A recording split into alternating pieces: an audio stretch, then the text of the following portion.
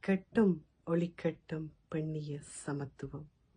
சர்வதேச மகளிர் தினத்தில் சிறிய உரையாற்றுவதற்காக அமெரிக்காவிலிருந்து திருமதி துசிதா கமலராஜ்.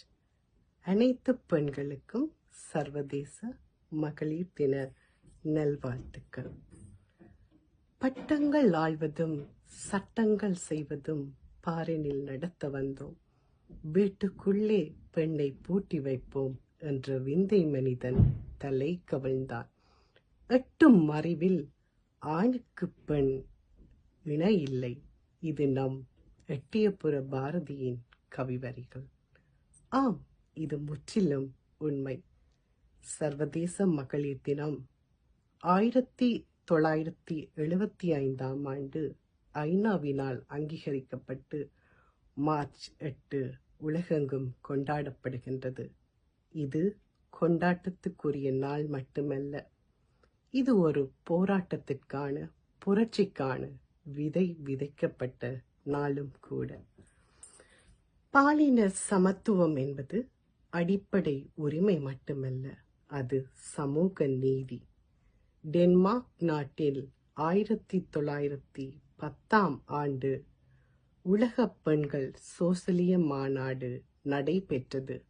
அம்மாநாட்டில் ஜெர்மன் நாட்டைச் சேர்ந்த கிளாரா ஜெக்கின் என்பவர் மார்ச் 8 தனி சிறப்புமிக்க நாளாக மகளிர் தினத்தை கடைபிடிக்க வேண்டும் என்று வலியுறுத்தியுள்ளார். இவர் ஒரு ஆசிரியரும் ஆய்வாளரும் கூட. திருவள்ளுவர் மிக அழகாக கூறுகின்றார், சொல்லுக சொல்லை பிறிதொரு சொல் அச்சொல்லை வெல்லும் சொல் இனிமை அறிந்து. அதாவது, நாம் சொல்லுகின்ற உரிமை குரலை வெல்லக்கூடிய சொல் வேறெதுவும் இல்லை என்பதை அறிந்த பின்னரே சொல்ல வேண்டும். அதைத்தான் இப்பெண்மணியும் நிரூபணம் ஆக்கியுள்ளார். பெண்களுக்குரிய நாட்குணங்களான அச்சம், மடம், நாணம், பயிர்ப்பு. நாட்குணங்களில் நாணமும் அச்சமும் நாயகர்க்கு வேண்டுமா என்று புரட்சி பெண்ணில் பாரதியார் உரைத்த விழிப்புணர்வு அன்று பெண்ணடிமைக்கு காரணமாய் இக்கூற்று வைக்கப்பட்டிருக்கலாம். மாதர் தம்மை இழிவு செய்யும் மடமையை கொளுத்துவோம் என பேசும் பெண் விடுதலைக்கு அன்றே பெரியாரும் வித்தொட்டுள்ளார். சங்க இலக்கியங்கள் எங்கு பார்த்தாலும் ஆணுக்கு பெண் அடிமையாகத்தான் சித்தரிக்கப்படுகின்றது.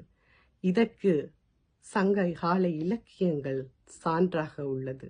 உதாரணமாக, புறத்தினை காட்டும் பெண் வன்கொடுமைகள், சிலப்பதிகாரம் காட்டும் உரசால் பத்தினி மறுவாழ்வு, மணிமேகலை காட்டும் கணிகை சமூகம், வில்லி பாரதத்தில் பாஞ்சாலி சந்தித்த ஆணாதிக்க ஒடுக்குமுறைகள், சமயங்கள் மறுக்கும் பெண் அடையாளங்கள், பெண்களை பழித்துரைக்கும் பட்டினத்தார் பாடல்கள் என இவ்வாறு வர்ணித்துக் கொண்டே போகலாம். பெண்ணே மாதவம் செய்ததனால் நல்ல மாதராய் பிறந்தோம். இது கவிமணி தேசிய விநாயக பிள்ளையின் கூற்று. ஆகவே பெண்மையை போற்றுவோம். அதன் மகத்துவத்தை மனதார உணர்ந்தவர்களாக உலகெங்கும் சாதனைகள் புரிந்து சரித்திரம் பெற படைப்போம். வா பெண்ணே, வெற்றி நமதே என கூறி இவ்வாய்ப்பினை தந்த நியூ ஜெர்சி இலங்கை தமிழ் மன்றத்திற்கு என் நன்றி கலந்த வணக்கம்.